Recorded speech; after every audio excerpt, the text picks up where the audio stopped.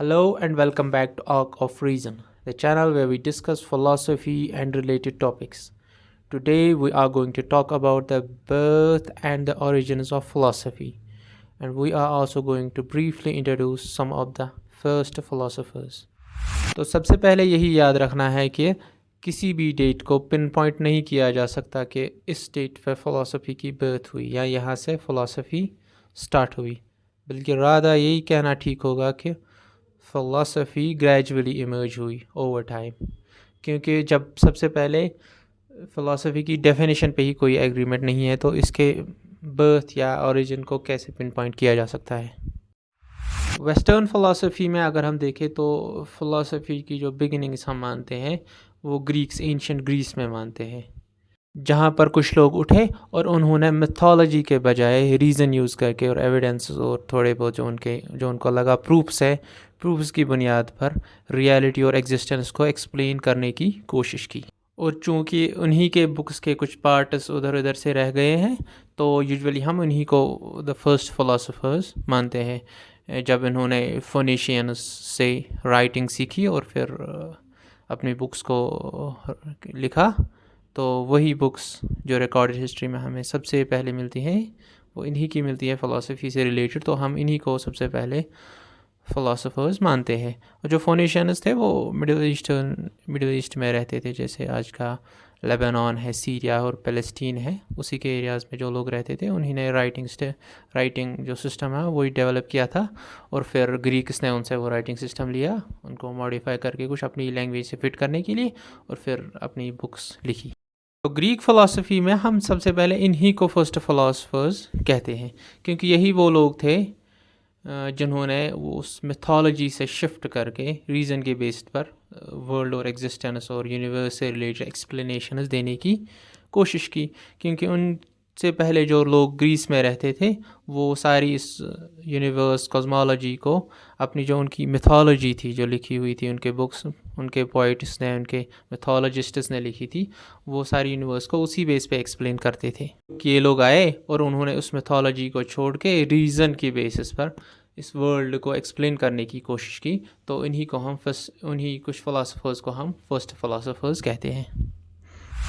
इन्हीं फ़िलासफ़र्स को हम प्री सोक्रेटिक्स भी कहते हैं। प्री सोक्रेटिक्स इसलिए इनको बोलते हैं क्योंकि सोक्रेटिस चूँकि फ़िलासफ़ी में एक बहुत बड़ा फिगर है, तो उनसे पहले जो फ़िलासफ़र्स आए उनको हम प्री सोक्रेटिक्स कहते हैं, क्योंकि ओब्वियसली जैसे कि नाम से लगता है कि वो सोक्रेटिस से पहले जो ग्रीस में रहते थे कुछ फ़िलासफ़र्स जिन्होंने वर्ल्ड को एक्सप्लेन करने की कोशिश की रीज़न के बेस पे, तो उनको हम प्री सोक्रेटिक्स बोलते हैं।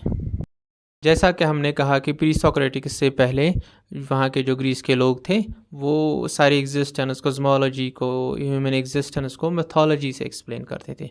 उनके कुछ मेन पोइट्स और मिथोलॉजिस्ट थे जिन्होंने बहुत सी कहानियाँ लिखी हुई थी, ये उन्हीं को मानते थे और इसी को कहते थे कि यही सारे वर्ल्ड को एक्सप्लेन करता है कि इसकी एग्जिस्टेंस की मीनिंग क्या है और फिर ये एग्जिस्ट कैसे करती है और कहाँ से इसका ओरिजिनस है एट्सेट्रा। ये सब कुछ वो इन्हीं मिथोलॉजी के बेसिस पे ही एक्सप्लेन करते थे। अगर हम देखें कि उनके कुछ मेन नोटेबल फिगर्स कौन थे इस मिथोलॉजी में, कौन से मिथोलॉजिस्ट थे, तो दो पोइट्स जो खास थे उनके, एक था होमर और दूसरा था हीसियोड। एक होमर जो था वो अबाउट 8th सेंचुरी में ग्रीस में रहता था, जिसकी दो पोइम्स जो मेन है उसकी दो पोइम्स, वो एक है इलियड और ओडेसी। ये जो दो पोइम्स जो दो वर्क्स थे उसकी, वो ग्रीक मिथोलॉजी की फाउंडेशंस थी। और दूसरा जो था हीसियोड वो भी अराउंड इसी टाइम में रहता था 8th सेंचुरी BC में, तो उसकी पोएम्स जो है एक है थियोजनी और दूसरा वर्क्स एंड डेज। वो भी जो उनके बहुत सारे गॉड्स थे, उस चीज़ का एक गॉड, दूसरी चीज़ लव का एक गॉड, क्रिएशन का एक गॉड और दूसरी चीज़ों के अलग अलग गॉड्स थे, उन गॉड्स की सब उसने उसमें जीनियोलॉजी लिखी। और फिर कॉस्मोस से रिलेटेड भी उसने, यानी कॉस्मोस कहाँ से आया। बट ये सारी जो मिथोलॉजी थी ये सारी उनकी अपनी क्लेम्स थी। जैसे कि हीसियड ने क्लेम किया था कि मेरे पास जो एक गॉडेस आई जो इंस्पिरेशन की गॉडेस थी, जिसे वो म्यूजिस कहते थे, और उसने उसे सारी क्रिएशन के बारे में सारी नॉलेज दे दी, तो उसने अब वो अपनी पोएम्स में लिख ली है। और चूँकि ऑब्वियस सी बात है कि उन्होंने कुछ खास प्रूफ जहाँ तक हमें पता है नहीं दी अपनी इन क्लेम्स के बारे में, तो इसको हम फ़िलासफ़ी कंसिडर नहीं करेंगे। और जब फिर प्री सोक्रेटिक्स आए तो उन्होंने उस सारे से शिफ्ट किया और रिसर्च करके खुद कोशिश की कि हम कैसे दुनिया को एक्सप्लेन करें, तो इसीलिए हम इनको फिर सबसे पहले फ़िलासफ़र्स मानते हैं रिकॉर्डेड हिस्ट्री में। जब हम हिस्ट्री ऑफ फ़िलासफ़ी को स्टडी करते हैं तो हम सारी जो फ़िलासफ़ी है एंशिएंट टाइम्स से लेकर आज तक कंटेम्प्रेरी टाइम्स तक सारी फ़िलासफ़ी को हम कुछ पार्ट्स में डिवाइड करते हैं ताकि हमें स्टडी करने में, आइडिया स्टडी करने में आसानी हो। जैसे कि हम पहले एंशिएंट ग्रीक फ़िलासफ़ी पढ़ते हैं, फिर मिडीवल फ़िलासफ़ी पढ़ते हैं, और फिर मॉडर्न फ़िलासफ़ी पढ़ते हैं, और उसके बाद कंटेम्प्रेरी फ़िलासफ़ी, और फिर डिफरेंट डिफरेंट एरियाज़ और रीजन्स के हिसाब से भी उसके अलग अलग डिविजन्स करते हैं। इसी तरह जब हम एंशिएंट ग्रीक फ़िलासफ़ी को पढ़ते हैं तो इसको हम यूजुअली 3 पार्ट्स में डिवाइड करते हैं या 3 पीरियड्स में डिवाइड करते हैं। एक तो है प्री सोक्रेटिक फ़िलासफ़ी, जो सबसे पहले फ़िलासफ़र्स थे जिनका टाइम अराउंड 600 बीसी से 400 बीसी तक आता है, और जिसमें मेन फ़िलासफ़र्स आते हैं थेलीस, एनेक्सिमेंडर, एनेक्सिमेनीज और हेराक्लाइटस, और आगे और भी बहुत सारे।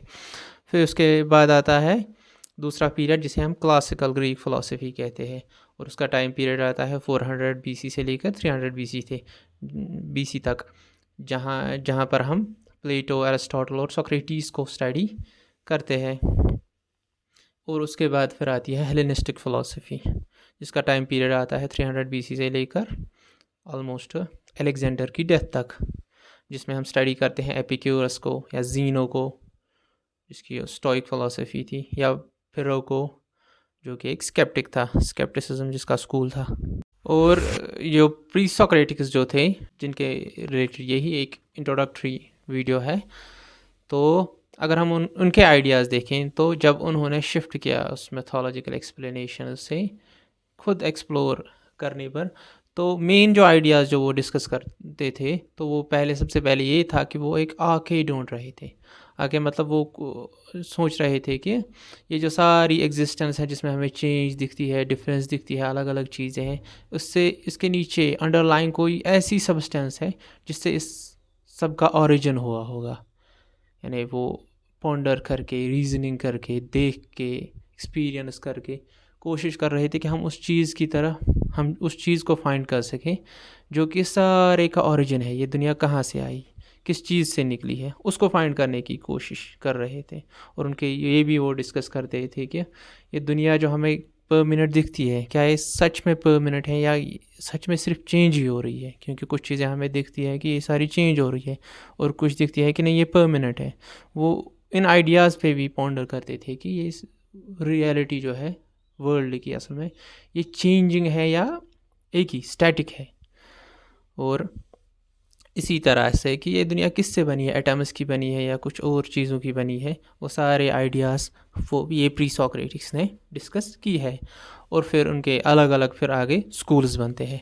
जैसे अगर हम देखें कि सबसे पहले जो स्कूल था उसे हम आयोनियन या माइलीजियन स्कूल कहते हैं, जिसमें कि कुछ फिलोसोफर्स थे जैसे थेलीस, एनेक्सिमेंडर और एनेक्सिमेनीज। और फिर दूसरा स्कूल था इन्हीं प्री सोक्रेटिक्स का, जिसे हम इलियाटिक स्कूल कहते हैं, जिसमें कि फ़िलासफ़र्स जैसे थे पामेनिडीज़ और जीनो था। और एक और स्कूल था जिसे हम पाइथागोरियन स्कूल कहते हैं, जिसमें कि पाइथागोरस और उसके फॉलोअर्स थे। और एक था प्लूरलिस्टिक स्कूल जिसमें हम पढ़ते हैं एम्पेडिक्लीज और एनेक्सागोरस को। और एक था एटोमिस्टिक स्कूल जिसमें हम ल्यूसिपस और डेमोक्रिटस को कहते हैं, जिन्हें हम क्रेडिट करते हैं कि उनने सबसे पहले एटॉमिक थ्योरी दी थी। तो ये था एक ब्रीफ इंट्रोडक्टरी वीडियो प्री सोक्रेटिक्स के रिलेटेड, फर्स्ट फिलोसोफर्स के रिलेटेड। उसके आगे हम फिर इन प्री सोक्रेटिक्स को एक एक करके इनके सारे स्कूल्स और सारे फिलोसोफर्स को डिस्कस करेंगे। I hope you liked the video, and if you liked the video then please consider subscribing.